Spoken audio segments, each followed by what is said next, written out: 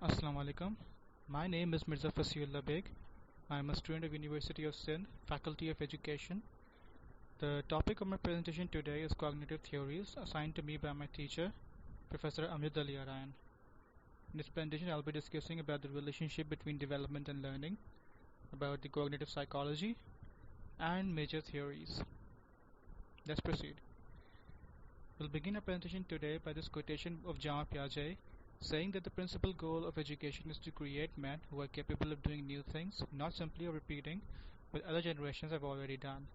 This perfectly outlines the philosophy of cognitive school of thought, who emphasizes the importance of teaching uh, children of today to be more innovative and creative individuals of tomorrow.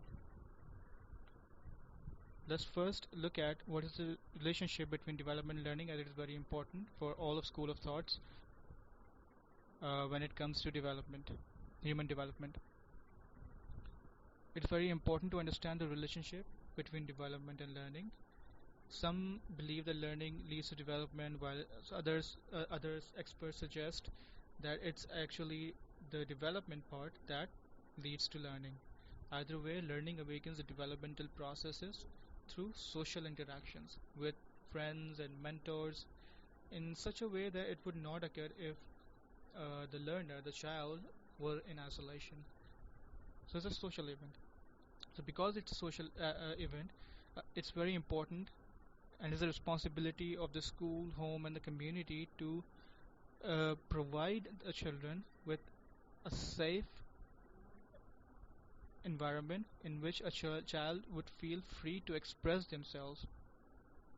It should be a safe and secure environment for children. This will help in developing their mental and behavioral abilities to adjust and even survive for the life ahead. All of the another important aspect about this relationship is that all of the experts agree on the fact that early years of a childhood are very crucial. The kind of experiences a child goes through in the early stages has a profound, a deep influence on his or her later life, irrespective of whether the experience was good or bad. Childhood happenings influence both learning and development, as well as the decisions that a person makes as an adult. Let's move ahead. Over here we'll briefly see about the cognitive psychology and how is it different from its very closest rival, the behavior school of thought. That was first used by Ulrich Nieser in his book Cognitive Psychology, which was published in 1967. It brought together research concerning perception, pattern recognition, attention, problem solving, and even memories in human beings. Nieser was uncomfortable with behaviorism because he considered behaviorist assumptions completely wrong, because those assumptions limited what psychologists could study. In cognitive psychology, he did not explicitly or openly attack behaviorism, but instead presented an alternative to behavior school of thought. So, because Nieser first pulled these areas together, he was frequently referred to as the father of cognitive psychology. So it's very important. He plays a very important role, and he opened up the fields of perception, pattern recognition, attention, problem solving, taking the human psychology, to an entirely another level. The differences between the cognitive approach and the behaviorist approach is the cognitive approach revolves around the concept of understanding why people act in a specific way, while behaviorist approach emphasizes observable external behaviors rather than the internal state of mind or the mental ability of processing information. Cognitive psychology is a specialized branch of psychology involving the study of mental processes people use daily, and while the behaviorist approach emphasizes on conditioning by reinforcement and punishment. The basis of behavioral psychology suggests that all behaviors are learned through associations, as demonstrated by psychologist Ivan Pavlov, who showed that dogs could be trained with certain impetus or certain trigger factors. While the core focus of cognitive psychology is on the process of people acquiring, processing, and storing information.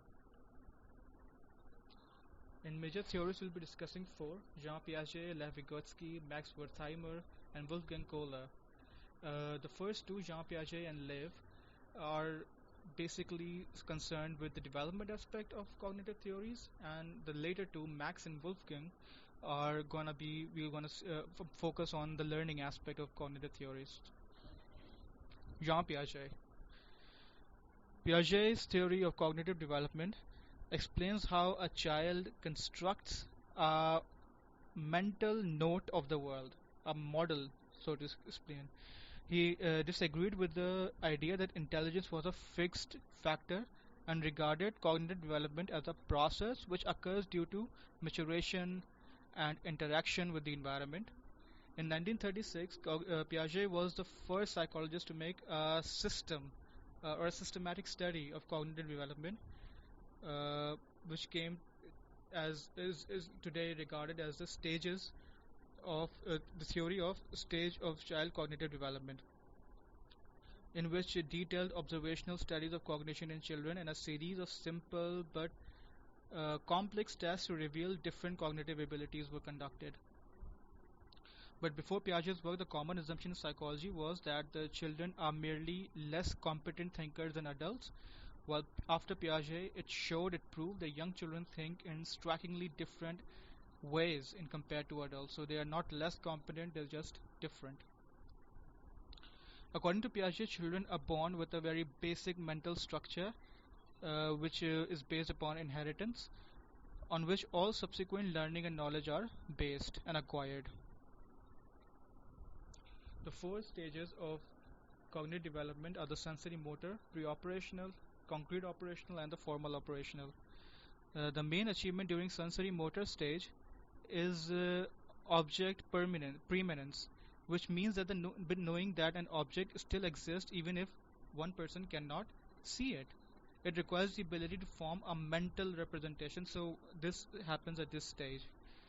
While in the other pre-operational stage, young children can think about things symbolically, and this is the ability to make one thing, a word or an object, stand for something other than itself, like forming definitions or forming a meaning.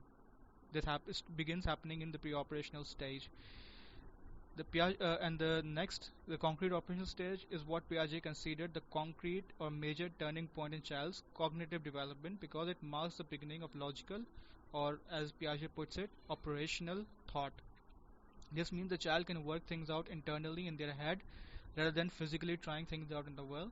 Also, children can conserve number age 6, mass age 7, and weight age 9, for example. And conservation is the understanding that something stays and the same in quantity even though its appearances changes. So basically the understanding of abstract concepts begins in this stage. Then the formal stage begins at approximately 11 years and lasts into complete adulthood. During this time, people develop the ability to think about abstract concepts and logically test about theories and hypotheses and ask questions and find their answers.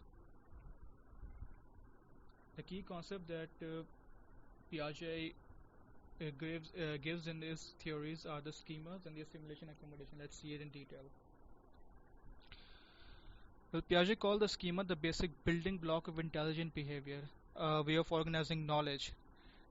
When Piaget talked about the development of a person's mental processes, he was referring to the increase in number and complexity of the schema that a person had learned or acquired over his or her life.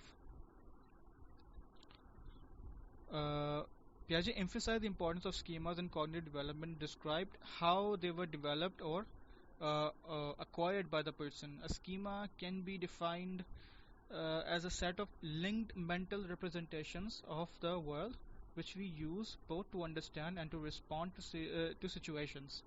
The assumption is that we store these mental representations and apply them when we need them or face with the situation that is appropriate. Assimilation and accommodation is also an important a concept given by Jean Piaget, who views intellectual growth as a process of adaptation and adjustment to the world. Assimilation is basically means is using an existing schema to deal with a new object or a situation. When that does not happen, so this is when an existing schema does not work. You have to make an accommodation to fulfill the needs to be changed to deal with a new object or situation, because you already don't knew about it, so you have to learn new ways of dealing with that situation. And then there comes the stage of equilibrium, your equilibration, which is the force which moves development along, moves it along. It does not stops the development, allows the development to stop. Piaget believed that cognitive development did not progress at a steady rate, but rather in leaps and bounds. So the speed varied. So equilibrium occurs when a child schemas can deal with the most new information or the latest information through assimilation. However, an unpleasant state of disequilibrium occurs when new information cannot be fitted into existing schemas. So equilibration is the force which drives the learning process, as we do not like to be frustrated and will seek to restore a balance by mastering the new challenge. Once the new information is acquired, the process of simulation with the new schema will continue until the next time we need to make an adjustment.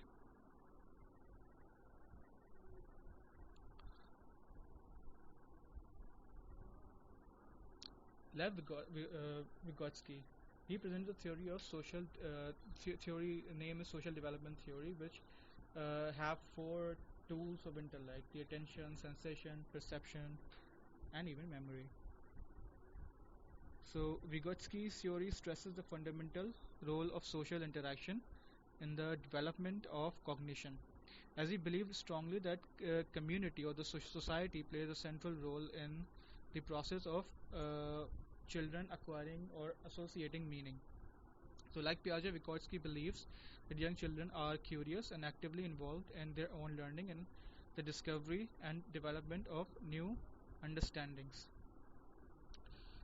Vygotsky refers to the tools of intellectual adaptation uh, as these as a factor that allow children to use or signify the basic mental functions more effectively or adaptively, and therefore he sees cognitive functions, even those carried out alone, as affected by the beliefs, values, and tools of intellectual adaptation of the culture in which the person develops. So culture and society plays an important role of development in a child. So social development theory is basically all about the role that society and social interactions plays in our lives. We'll see about the differences in Vygotsky and Piaget. There are certain theory differs. Vygotsky's theory differs from the Piaget in a number of significant manner. That number one, Vygotsky places more emphasis on culture affecting cognitive development, while Piaget was of the view of universal stages and content of development, stuff like that. Secondly, Vygotsky places considerably more emphasis on social factors contributing to cognitive development, and Piaget was about the constructive type of state. That as people grow, they construct their own knowledge. And furthermore, Vygotsky places more emphasis on the role of language in cognitive development, while Piaget, language depends on thought for its development. Thought comes before language. So when people think about it, then they acquire something. So that was Piaget. And furthermore, lastly, according to Vygotsky, adults are an important source of cognitive development. So adults transmit their cultural knowledge or cultural influence or intellect to help the children adapt and internalize their feelings and their learnings. While in contrast, Piaget emphasized the importance of friends and peer interaction that promotes social perspective taking that aids in the learning process. Now, Max Wertheimer presented this. He was one of the many founders of Gestalt psychology. The idea is that the brain sees things as a whole. It's called the Gestalt effect, and it's most clear with sight, by seeing. We recognize figures and whole form, not just a collection of lines and curves. So we see the entire object. We don't just see, circular or straight lines. So a few characteristics would be that we must treat people as a whole. So we cannot explore the different dimensions, the shape of the shape in isolation, but we have to take a holistic approach. Also, we do not have all perception of complete reality. In the same way, we have our own vision. So we see according to our own, psychology. So a picture over here of a rabbit or a duck. So it's a very good example of gestalt. It's called a gestalt illusion because it depends on the person who's seeing this picture that either he's seeing a rabbit or a duck. So the mental picture will be different uh, according to the people that are viewing them. And Wolfgang Kohler, who was also one of the founders of Gestalt psychology, but he provided the concept of insight learning, which is a sudden grasping of the solution and a flash of understanding. So what happened was learning by insight means sudden grasp of the solution or a flash of understanding without any process of trial and error. And what Kohler uh, emphasized was that every discovery and invention that have taken place throughout the history and will continue to take place even after were through insight and not any other influence, but it was a sudden, impulsive, or insightful action that compelled them to make the discovery or that invention. So, building upon his ideas, the Gestalt psychologist dismissed the theory of trial and error, hit and run, or hit and miss, and strive and succeed. Now, how he proved it was pretty interesting. Like Kohler kept a monkey whose name was Sultan hungry for some time and then shut him in a big cage.